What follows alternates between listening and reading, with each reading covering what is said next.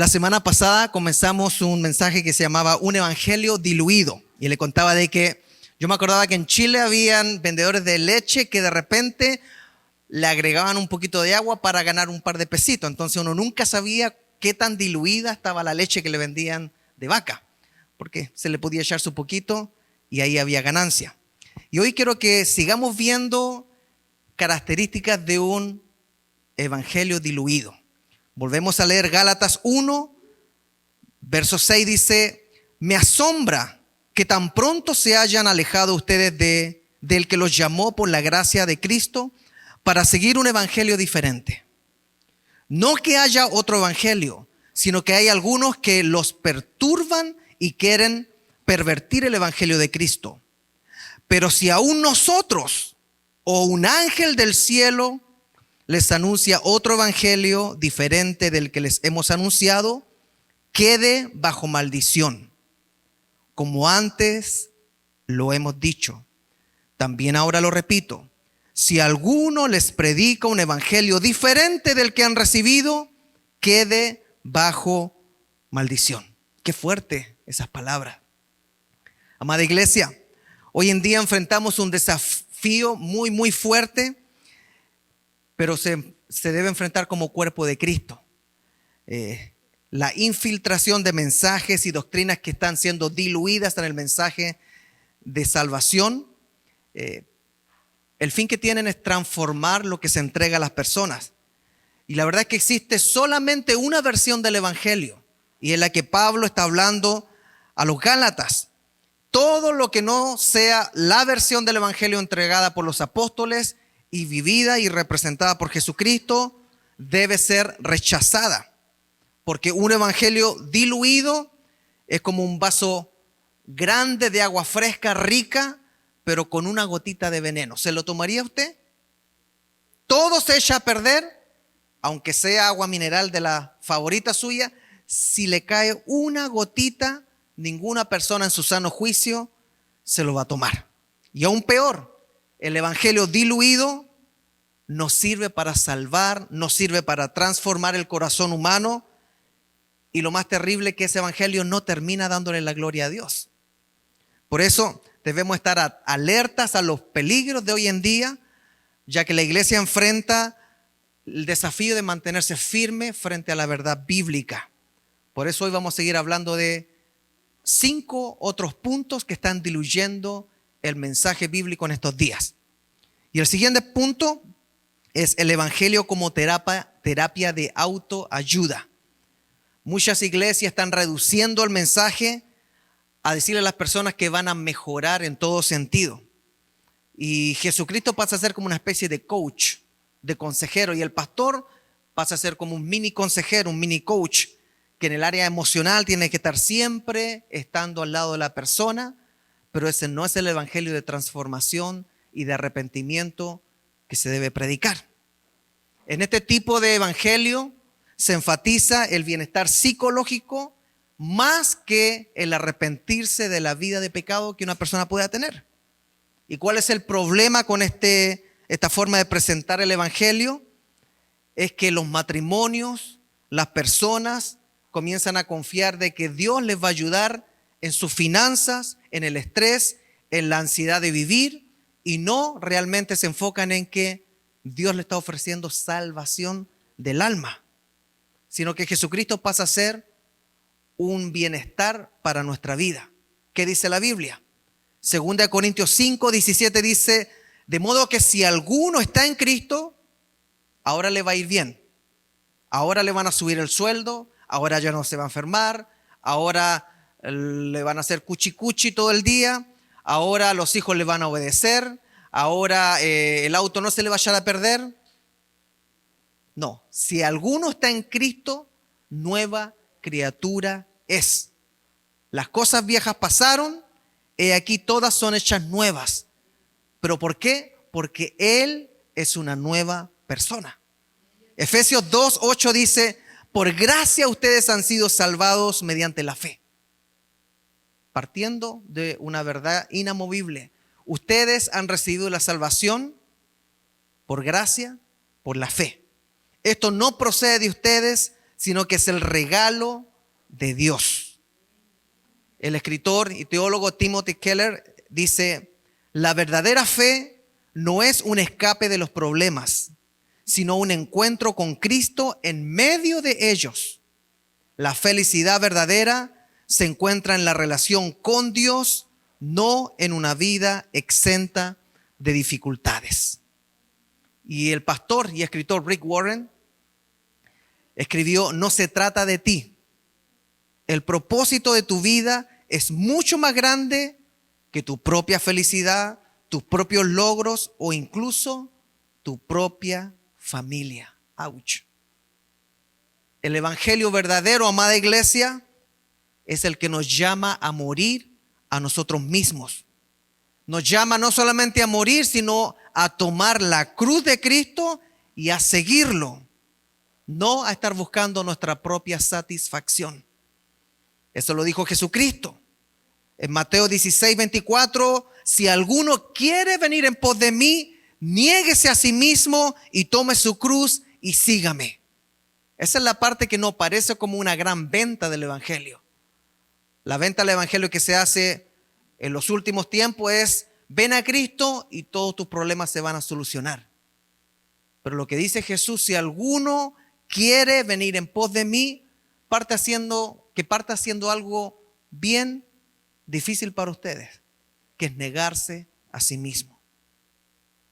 El mensaje de Jesús no es de cómo vivir una vida feliz humanamente, sino de cómo ir muriendo al yo mismo para vivir en Él mismo.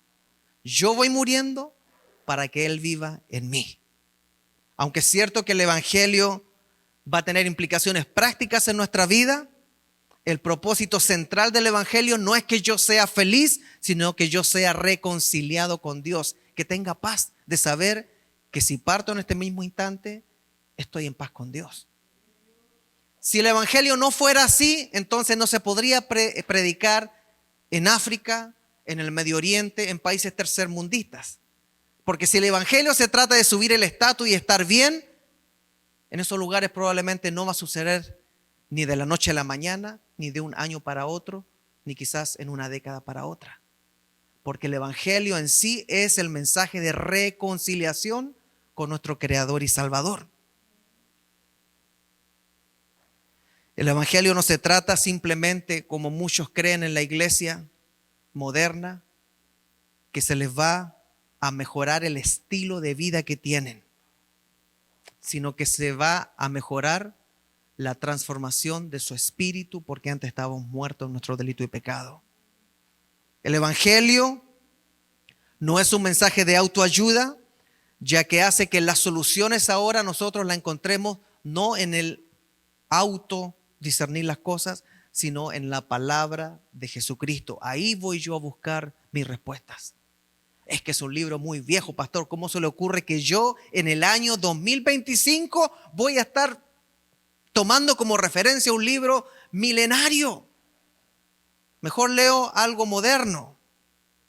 Ningún otro libro puede decir: estas palabras no pasarán. El cielo y la tierra pasará, pero estas palabras no. Solamente la Biblia es la única que no pasa. Por eso, reducir el mensaje del evangelio a un mensaje de autoayuda termina presentando una forma errada de ver a Jesús, ya que no lo ven como el Señor, no lo vemos como nuestro Salvador, sino que lo vemos como nuestro gasfitter, como nuestro mozo, donde frotamos los dedos en oraciones y Él tiene que venir a hacernos el favor que queremos. Si alguno quiere venir en pos de mí, niéguese a sí mismo. Tome su cruz cada día y sígame. Pregunta: ¿estamos buscando a Jesús como Salvador y Señor? ¿O lo estamos buscando simplemente por un apoyo emocional para que nos vaya bien? Para sentirnos mejor. Otra táctica con la cual se diluye el mensaje en estos días y en la cual nosotros podemos caer también es un evangelio inclusivo, pero sin arrepentimiento. Fíjese que en nuestra cultura, ya sea países hispanos o América, existe una creciente presión por hacer del Evangelio de Jesucristo algo más inclusivo para no ofender a nadie. ¿Se ha dado cuenta de eso? Incluso desde algunos púlpitos se predica de Dios y de su gracia, pero se omite hablar del arrepentimiento necesario que una persona debe tener para acercarse a Dios y del juicio venidero. No, eso no suena muy bien, no es muy. Eso deberíamos sacarlo de la iglesia porque suena mal. Este enfoque está creando una versión del evangelio que es tolerante al pecado, ya que al invitar a que las personas estén en un lugar que los va a aceptar tal como es, está impidiendo que la persona sea transformada. ¿Cuántos quieren ser transformados? Yo cuando estaba ahí orando al tercer servicio le decía, Señor, necesito que me transformes.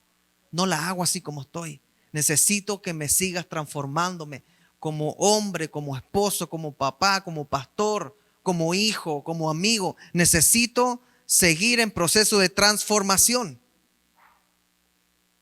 Pero hoy se quiere promover un mensaje de amor y aceptación que no exige transformación, ignorando que el evangelio en sí es arrepentimiento y el llamado a vivir una vida apartada, que es la santidad. Jesucristo vino para que nosotros tuviéramos una nueva vida muriendo. No un evangelio que nos guste y como nos gusta nos quedamos porque aquí todos me aman, yupi yupi, Fantasilandia y todo lo que quieran.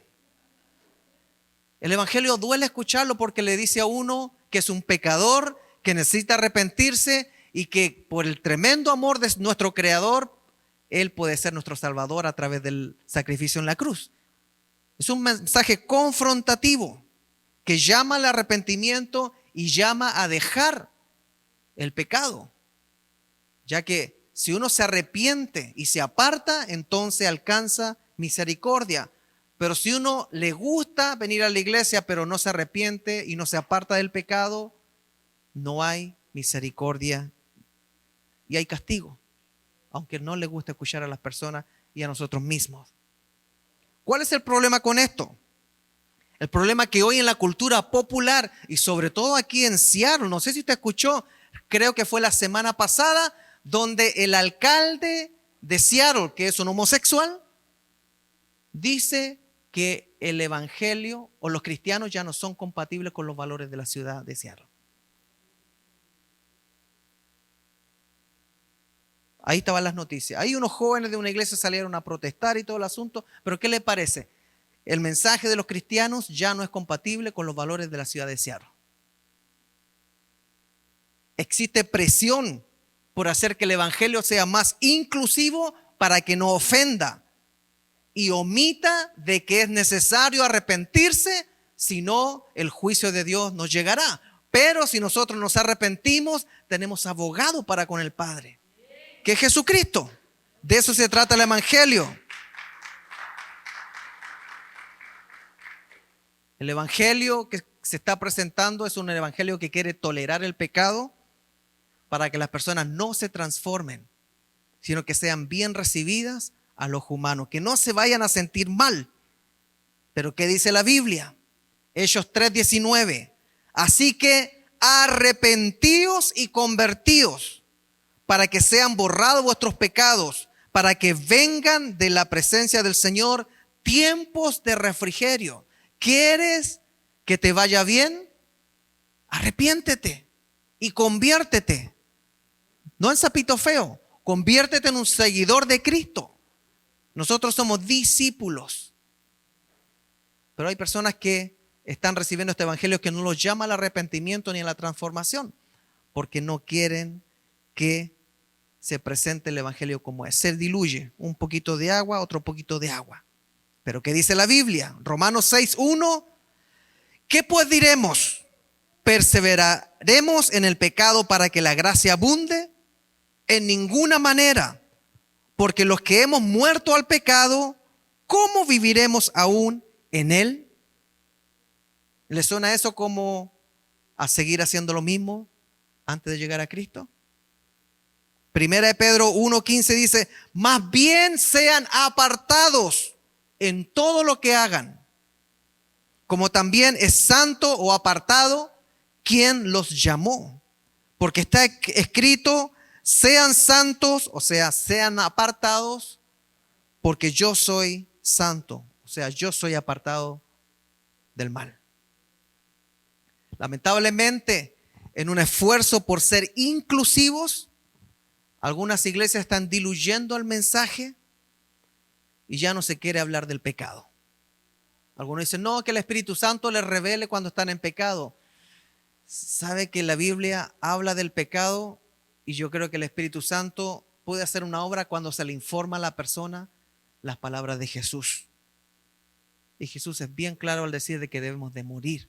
Si alguno quiere ser mi discípulo, niéguese lo que le gusta y que lo aleja de mí. Niéguese el pecado, niéguese eso. Ay, que me gusta tanto. Pero si de eso se trata el Evangelio, de acercarnos a Cristo y alejarnos de lo que Dios no acepta en su santidad. Peor aún, algunas iglesias promueven una teología que como prioridad tiene la aceptación cultural por sobre la verdad bíblica. Y aquí hay que tener muchísimo cuidado. El escritor Kevin DeYoung escribió, la santidad es un aspecto esencial del Evangelio, que no puede ser ignorado en nombre de la tolerancia.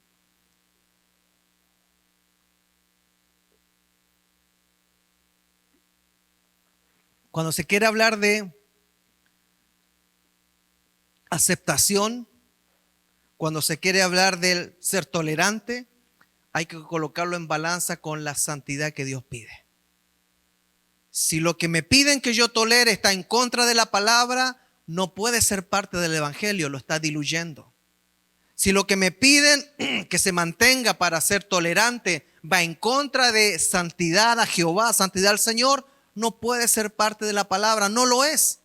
Y pasa a ser un evangelio y la persona que lo está promoviendo, según Gálatas, pasa a ser un maldito. Así que pueden haber iglesias que están malditas, pastores que están malditos, organizaciones que están malditas porque están cambiando el evangelio que se dijo que no se podía cambiar. Porque si Dios dice que requiere santidad, no se puede entonces comenzar a permitir inclusividad al precio de la santidad. Ay, ¿qué cosa está hablando este pastor hoy día? Yo pensé que esta era una iglesia inclusiva. Esta es una iglesia inclusiva porque todos los que están acá se van al cielo. Amén. Pero si usted quiere irse al infierno, esta iglesia es exclusiva. Se la vamos a hacer difícil. Todos los domingos va a escuchar arrepintámonos. Arrepintámonos. ¿Estoy diciéndolo bien? Arrepentidos y convertidos. Hacedores de maldad desde el pastor para abajo. Viviendo en confesión diaria. No en maldición diaria. Albert Mohler escribió, la iglesia debe mantener un equilibrio, y esto es tan importante. Por favor, memorícelo. Cuando le vengan con sucedáneo y cositas lindas, de rosas en el evangelio, de aceptación. Tiene que haber un equilibrio entre el amor, sí hay que amar, pero con la verdad. Amor y verdad, cuando se colocan juntas, no se compromete la doctrina. Pero si yo soy solamente amor, como dijo alguien por ahí, amor es amor. ¿Hacía poco? Sí, chocolate es chocolate. ¿De qué amor me hablas? ¿El amor de amigos? ¿El amor de pareja? ¿El amor a los hijos? ¿El amor a los animales? Pero cuando el presidente Obama decía amor es amor, lo que estaba escuchando el mundo era una licencia para tener relaciones sexuales, todos los que dijeran que se amaban. Eso es una tragedia. ¿Por qué? Porque amar a la humanidad es decirle la verdad. sin comprometer la doctrina. Pero amar y ocultarle la verdad. ¿Y cuál es la verdad? Que Cristo va a ser juez de todos. Que vamos a tener que dar cuenta por nuestras acciones y no va a dar la medida a lo que yo pensaba y lo que yo quería y el que me gustaba tanto y la que me gustaba tanto, arrepentidos y convertidos, hacedores de maldad. Transfórmense, incluso su mente, transfórmenla a una diferente a este siglo. Todo el Nuevo Testamento se trata de morir a uno mismo, menguar a uno mismo, ya no vivo yo, Cristo vive en mí, dejar la ropa antigua, dejar el antiguo yo y pasar a ser una persona que está juntamente con Cristo crucificado. De eso se trata el Evangelio. Segunda de Pedro 1:5 dice, el apóstol Pedro ya en su vejez escribe, en vista de todo esto, esfuércense al máximo por responder a las promesas de Dios, complementando su fe con una abundante provisión de excelencia moral. ¿A poco la Biblia habla de moral? Lo que está diciendo el apóstol es que preocúpense de que su moral esté acorde a la expectativa de la palabra. Sean excelentes en la moral. La excelencia moral con conocimiento. El conocimiento con control propio. El control propio con perseverancia. La perseverancia con sumisión a Dios. Y la sumisión a Dios con afecto fraternal. Y el afecto fraternal con amor por todos. ¿Qué le parece? Entonces, amor y verdad sin sacrificar doctrina. Es que mi hijo, es que mi hija, es que si a usted algún día un hijo o una hija le pasa. No, amor y verdad. Amor y verdad. O verdad y amor, como quiera. Pero sin sacrificar lo que Dios nos ordenó. 3. ¿Con qué se está diluyendo el evangelio? Y aquí algunos se van a hacerlo. A poco. Hay muchos en la iglesia que están viviendo un evangelio digitalizado. Ay, excuse me, pastor.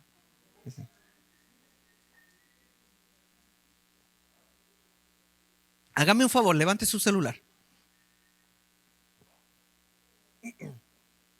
Levante su celular, que no le dé vergüenza si ya el de adelante lo levantó. Levante su celular. El que no tiene le vamos a regalar uno, así que. No. Perfecto. ¿Puede bajarlo? Todo lo que vamos a hablar ahora tiene relación con lo que usted levantó. La tecnología ha creado una fe falsa. Ha creado una fe basada en un consumismo de una pantalla donde la comunidad y peor, donde la adoración pareciera que ocurre ahora en pantallas digitales. Y se está perdiendo lo que es la vida de iglesia con la hermandad, con su hermano, con su hermana, a la que hay que aprender a soportar y perdonar. Y al que hay que aprender a soportar y perdonar. Lamentablemente en esta era digital, muchos predican un evangelio solamente por la pantalla. Son amigos cercanos, son VIP con Dios, pero solamente con los dedos en una pantalla. Y lo que están viviendo es un evangelio ficticio detrás de un celular. Esto ha llevado a que muchos ahora piensen de que el evangelio se trata de una fe aislada, donde ya se vale desvincularse del cuerpo de Cristo presencialmente y peor aún, viven una fe que no es real.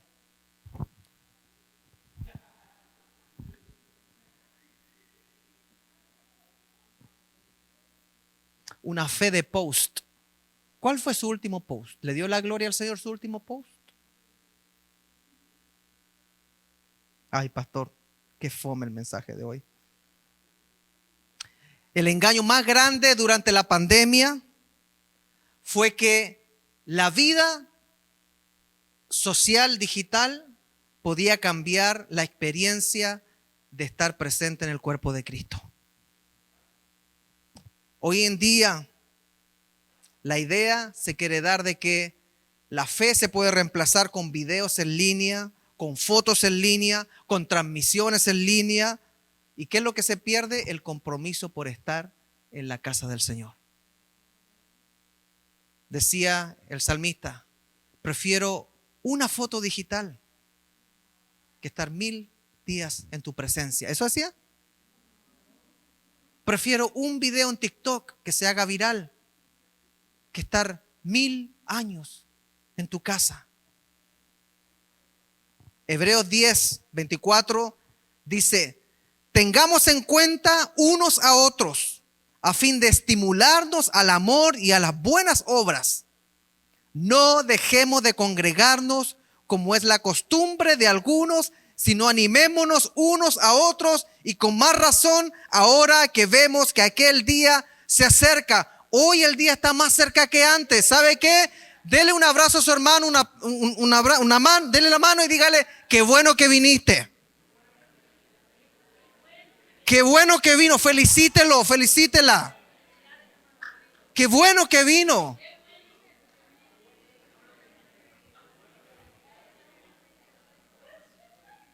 Amada iglesia, ustedes no están dejando de congregarse. Ustedes están acá, ustedes están cumpliendo lo que la palabra está diciendo, sin dejar de congregarse. Ustedes son la respuesta de Dios a esta sociedad. Usted la está haciendo la respuesta. Algunos es que no tienen problema. Oh, yo sé que tienen problema. No es que son felices. Yo sé que muchas veces el gozo pareciera que se nos va, pero seguimos buscando a Dios congregándonos. Un día de estos se nos va a enderezar la joroba. Pero la mujer que estaba enjorobada por 18 años estaba yendo a la sinagoga. 18 años andaba caminando y yéndose a la sinagoga porque ella sabía que uno de estos días el Señor podía hacer el milagro si es que quería. Pero ella no se quedaba en la casa en el sillón, no se quedaba con el control remoto, no se quedaba quizás haciéndose un masajito. Ella pescaba su joroba y se iba para la sinagoga a escuchar la palabra que se leía. Me equivoqué de mensaje. Ese es otro día. Pero a la iglesia se va con joroba o sin joroba, porque nunca se sabe lo que va a hacer el Señor mientras sigamos cantando. El culto de hoy será maravilloso, porque Jesús va a derramar de su poder. Sin dejar de congregarnos. ¿Qué quiere dejarle a sus hijos como ejemplo? Que valga más que el ir a la casa del Señor.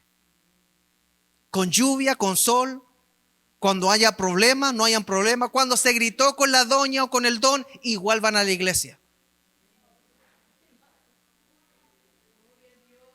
Y antes de acostarse, arreglan sus cosas para que no se ponga el sol sobre su enojo.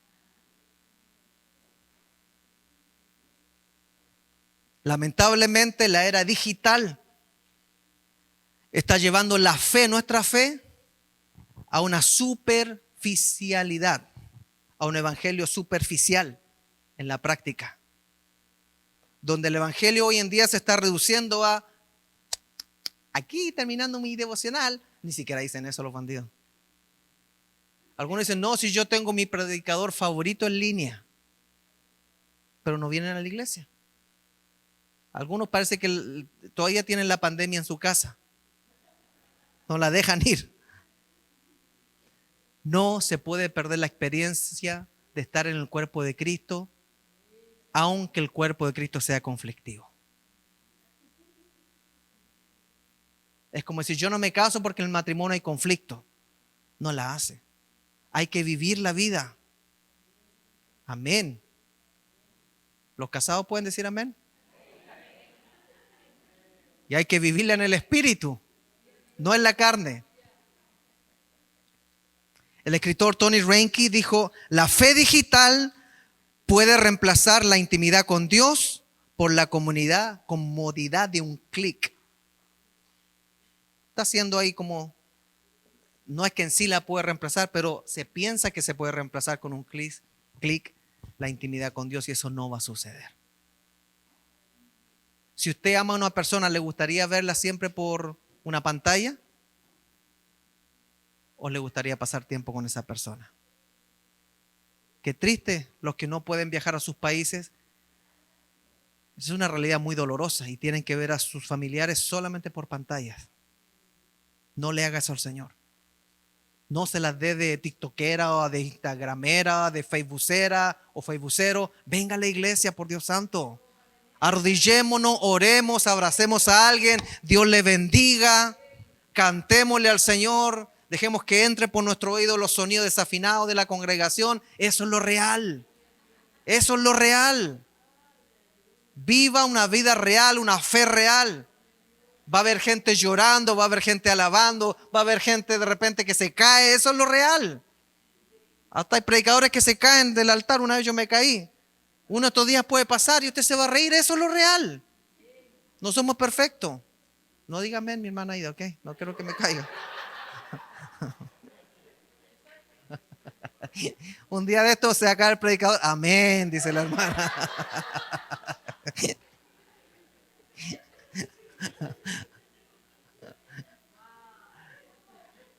Si se pasa bien en la iglesia, hasta puede ver cuando se le olvida la letra al pastor, ¿no?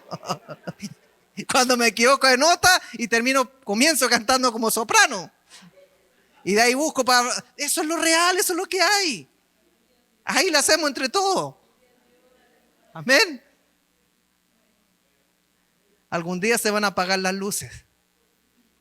Algún día se va a prohibir que se predique la palabra como debe predicarse y ese día nos va a doler en el corazón. Pero quizás vamos a entender a la iglesia china, que es una iglesia escondida, porque se ama la palabra igual. Y por último, ¿cómo se diluye el evangelio hoy en día? Presentando un evangelio despojado del sufrimiento. Fíjese que en la búsqueda por atraer más y más personas, por llenar los templos, se está omitiendo la verdad bíblica de que en este mundo tendréis aflicciones. No, llame ya, pare de sufrir. No, el evangelio, venga a sufrir. Pero ya no va a sufrir solo. Porque nosotros vamos a depositar la carga en Cristo y el yugo que Él nos da va a ser uno que podemos cargar. Mi yugo es fácil, mi carga es ligera. Pero sí, nos puede tocar sufrir. Lamentablemente, esta forma de pensar de que en Cristo no vas a sufrir es una idea errónea, ya que se enfoca en las bendiciones. Bendiciones materiales, la ausencia de problemas, la ausencia de dificultades, cuando en realidad no se dan cuenta que uno puede tener el favor de Dios, pero estar pasando por situaciones difíciles con la compañía del Señor. La palabra dice, aunque pases por fuego, no te quemarás. Pases por río, no te ahogarás. Aunque pase por valle de sombra de muerte, no temeré, porque tú estarás conmigo. Tu vara y tu cayado me infundirán aliento, pero no significa que no pase por el valle de sombra de muerte. Ese es un evangelio que ha despojado el sufrimiento, olvidando así que es bíblico el llamado al sufrimiento. Ay, pastores, que yo deseo ministerio, yo tengo un llamado. Yo tengo una visión a ser un líder, a ser pastor, obispo, avispa, apóstol, todo lo que usted quiera. Y cuando llamaron al apóstol Pablo, ¿qué fue lo que? A Saulo, el Señor dice, yo le voy a mostrar qué tan difícil, cuánto le va a costar servirme, cuánto va a sufrir por mi causa. Ah, no, ya no me gustó ese llamado.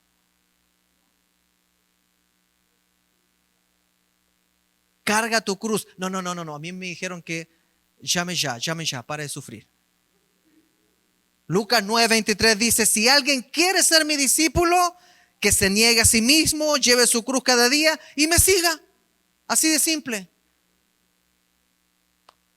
Si omitimos que Jesús nos llama tomando el riesgo de sufrir, entonces estamos diluyendo el mensaje. Ya estamos diluyendo el mensaje. Es como que usted entraría a una relación donde si se va a casar, la pareja le está diciendo, cásate conmigo, nunca vas a sufrir. Sospechosa la cosa, ¿no?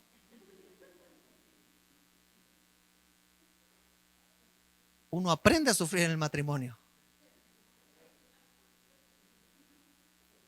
Porque el amor es sacrificio. ¿Cómo está eso, no?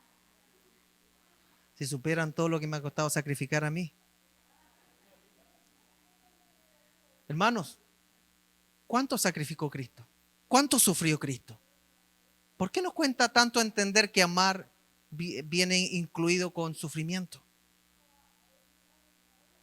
Pero el amor verdadero. ¿Y qué mayor amor que el Padre nos ha tenido con nosotros, que ha dado a su Hijo unigénito para que nos salve?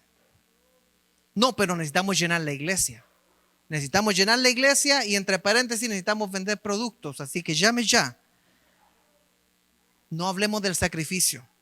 No hablemos del sufrimiento como parte del discipulado. Ay, Dios mío. Si alguno se animara a leer El costo del discipulado del pastor Dietrich Bonhoeffer, el de la película, ese libro es tremendo. El costo del discipulado, donde él se basa en Lucas. Si alguien quiere ser mi discípulo, niéguese. Niéguese.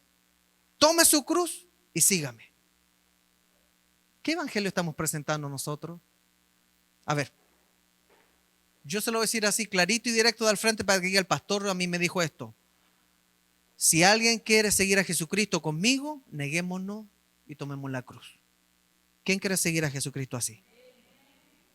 Filipenses 1:29 dice, se les ha concedido no solo creer en Cristo, sino también sufrir por Él. ¿Usted se ha contentado por sufrir por el Evangelio alguna vez? Yo todavía estoy aprendiendo a quitarme el miedo a hablar de Jesús en el trabajo secular. Le pido al Señor sabiduría porque uno tampoco quiere cometer errores tontitos, ¿no? Pero de repente sacar esa gallardía para decir pan, pan, vino, vino. El apóstol Pedro, el apóstol Juan, después de que Jesucristo ascendió, tuvieron que sacar gallardía y no paraban de hablar lo que habían visto y lo que habían oído. Y lo agarraban, las autoridades judías lo agarraban. Hechos 5:46, así que llamaron a los apóstoles y después de azotarlos, ay, qué rico los azotes, les advirtieron que no siguieran hablando en el nombre de Jesús y los pusieron en libertad. Los apóstoles salieron del concilio felices de haber sido dignos de sufrir por causa del nombre de Cristo. Y todos los días se juntaban para lamentar lo mucho que sufrían. ¿Dice así? Todos los días se hacían nai, yo entre ellos. Dice que todos los días no dejaban de enseñar y de anunciar en el templo y por las casas las buenas noticias acerca de Cristo Jesús. Anunciar la buena noticia de Cristo Jesús no puede traer azotes. Nos puede meter en problemas. Ir al templo todos los días, o por lo menos aquí son 2 días a la semana. Mire qué fácil la tenemos. Esta semana fui a una iglesia que tuvo servicio todos los días, de lunes a sábado. Y llegaban los hermanos. Y decía, si hago un servicio todos los días, quizás 5 me llegan el lunes, martes, no sé. ¿Cuántos vendrían todos los días de lunes a sábado? A ver, hagamos una encuesta. Tengo 1, 2, 3, 4, 5. Le ayunté 5, ¿ves? Ahí están. Eso es palabra de ciencia que el Señor me dio, ¿no? Le dieron su azote, lo dejaron en libertad y los apóstoles salieron felices de haber sido dignos de sufrir por causa del nombre de Cristo. ¿Será que nosotros estamos dispuestos a ese nivel de sufrir?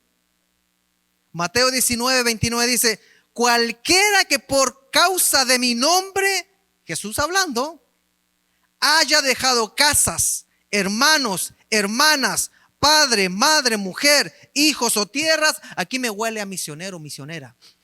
¿Hay algún misionero o misionera por acá que todavía no se ha enterado que el Señor le está llamando a algo? En Chile yo conocí matrimonios que estaba a punto de salir uno a Brasil y después a España. Y estaban pidiendo a iglesias que se comprometieran. ¿Saben con cuánto? Con $10 mensuales.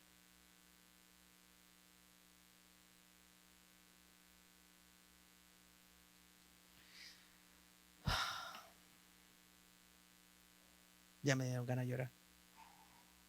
Verso 30. Muchos de los que ahora son los primeros serán los últimos. Y los que ahora son los últimos serán los primeros. Los que sufren serán consolados. Bienaventurados los que lloran, porque recibirán consolación. A muchas personas les gusta cargar una cruz en el cuello. Con esto termino. Andan con su crucecita. Y el otro día vi que mi hijo también andaba con una cruz. Bien macanú, anda ahí. Es como algo cool, ¿no? Andar con la crucecita. Pero lo que no han entendido, amada iglesia, es que la cruz no solamente es un símbolo de salvación, que quizás ni siquiera eso saben. La cruz es un símbolo de sufrimiento. Si alguien se cuelga una cruz, que no es cosa mala, ojalá esté pensando, con Cristo estoy juntamente crucificado. No, esta crucita vale $3,000. Y como estoy con Cristo juntamente crucificado, quizás me toque sufrir. El Evangelio nunca promete una vida libre de sufrimiento, amada iglesia. Pero sí promete algo: consuelo. Consuelo de parte de Jesucristo. Y ese consuelo es que Él enjugará toda lágrima que nosotros derramemos por su causa. Toda lágrima, todo nuestro dolor, todas nuestras pérdidas. Antes, durante y después de llegar a Cristo, todo Él lo enjugará, Él nos consolará. Y para eso está el Espíritu Santo, el Consolador. Entonces, ¿qué tipo de evangelio estamos presentando aquí en Iglesia Creekside? ¿Será que aquí de repente se está escuchando un mensaje de autoayuda? ¿Será que aquí se está escuchando un mensaje medio inclusivo de que elimina el arrepentimiento? Yo creo que no, porque yo creo que de todos los pastores del área soy el que menos pelos tengo en la lengua y por eso me meto en problemas. Pero quizás aquí algunos están viviendo un evangelio digitalizado. Yo voy a empezar a fijarme en los posts ahora. Voy a andar ahí investigando. Por eso yo mando, si le llega este mensaje, considérelo, ¿cómo dice? Publicarlo en sus redes sociales, ¿no? Voy a estar mirando. Porque algunos solamente publican sus fechorías. Evangelice, pero presentes en el templo.